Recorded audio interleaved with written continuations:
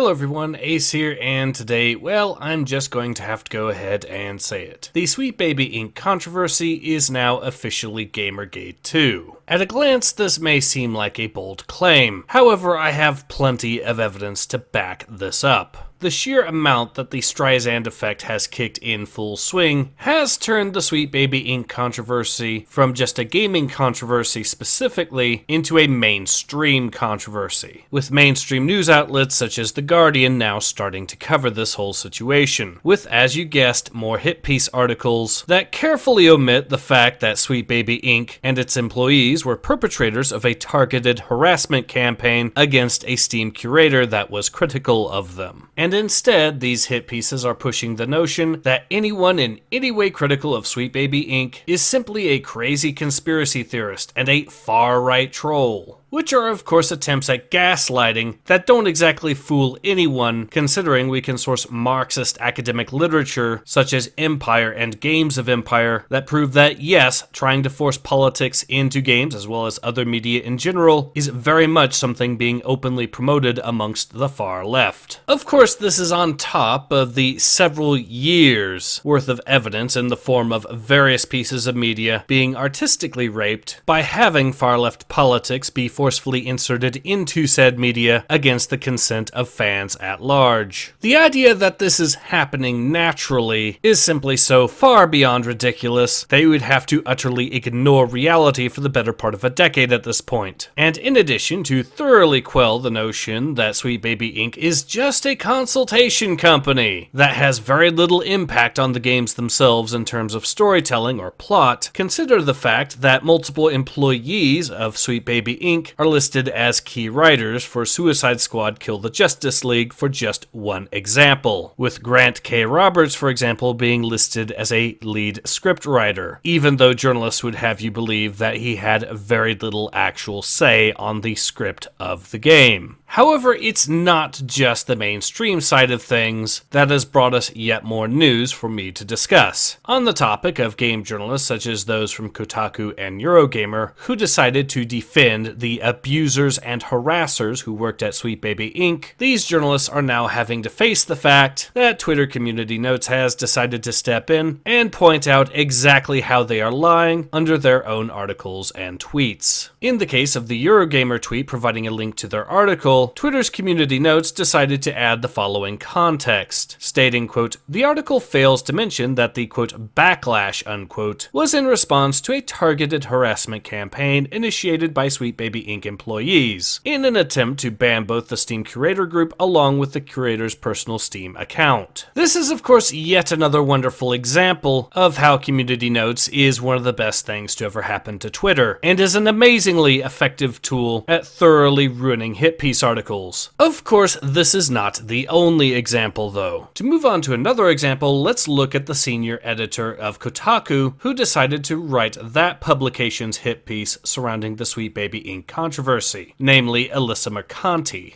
who, in response to this situation, has gotten the community note treatment multiple times. The first time was on March the 6th when she claimed, quote, "Hi, you can't be racist against white people, thanks for tuning in," unquote. A claim that Twitter's community notes decided to provide some context to, stating, quote, "Racism isn't limited to marginalized or minority races/ethnic groups. It is simply the unfair treatment of people who belong to a different/specific race, which can in fact include white people." In other words, Twitter's community notes provided additional context that proves beyond any doubt that Alysa Maranti is a racist. Because let's face it, her trying to claim that you cannot be racist to an entire race of people is itself an unironically racist thing to say. And the only actual irony to all of this is, of course, the fact that Alysa Maranti is making these claims while pretending to be against the racism that she so very clearly loves. However, as previously mentioned, this is not the only example of her getting the community note treatment, as she later on tried to dehumanize her detractors by stating, quote, "Just a reminder that you can't win with conspiracy theorists who live in echo chambers. You post a screenshot of a death threat, they want more information. Yet the same people who are claiming I'm faking it are accusing me of trying to dox an entire community," to which the Twitter community notes decided to provide this additional context. context. Quote, "No one has accused Alyssa of trying to dox an entire community. The criticism she's referencing refers to Sweet Baby Inc. employees directing their followers to mass report Sweet Baby Inc. detected, a Steam curator. The accusation is that she's lying by omission, which she is. Oh, and that death threat she claims she faced? Well, this is the death threat in question. And yes, creating fake death threats is something that far leftist activists have a lengthy history of doing. Just look at the fact that it was ultimately revealed in 2019 that the only actual organized harassment that took place during GamerGate was done by left-wing journalists who were part of private Facebook groups such as, for example, LOL League, and who, when caught, admitted to it, apologized for it, and were ultimately fired because of it. So yes, there is absolutely zero reason in the world to believe a far leftist when they claim they're getting a death threat, because simply put, chances are far greater that they made that death threat themselves to try to gain victimhood points. My advice is that instead of giving far leftists the benefit of the doubt, it is far more practical, prudent, and realistic to simply doubt their benefit instead.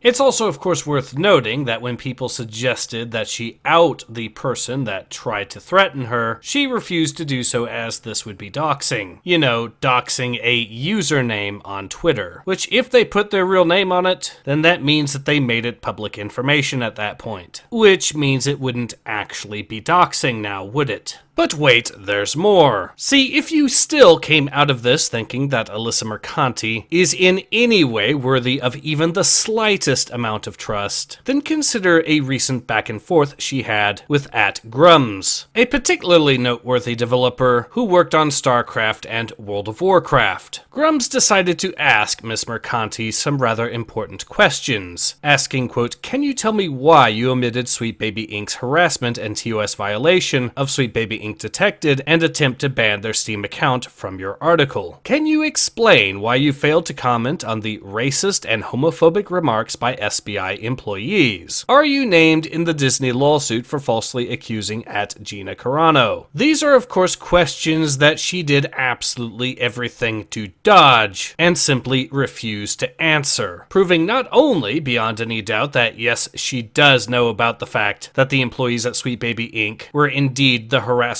and abusers in this situation, as well as being the racist and homophobes to boot, but she still refuses to call them out on their behavior. Instead, at the time of this video, Alysa Maranti has announced that she will be taking a vacation from the internet and finally venturing forth into the real world. Whether or not she'll actually be in the real world instead of the out-of-touch fantasy land that million-dollar socialists live in San Francisco remains to be seen. What is at least safe to say, however, is that even Alysa Maranti has the basic mental faculties to understand what a fool she's made herself out to be here. And let's be honest, this little vacation is more damage control than anything else. It's her sitting and waiting and hoping that the whole mess blows over. The mess that she helped expand, mind you. But with that said, let's move on to the true originators of this entire story, Sweet Baby Inc. themselves, who have also found it utterly impossible to avoid making things worse for the far left, and provide people with all the more reason to despise far leftists. This is because Sweet Baby Inc. employee Chris Kindred, the same individual who decided to lead the targeted harassment campaign against Sweet Baby Inc. detected, took it upon himself to insult the memory of the recently deceased Akira Toriyama. And yes, that Akira Toriyama, the man arguably most responsible for making both anime and manga as popular as they are in the West. The brilliant mind behind Dragon Ball himself.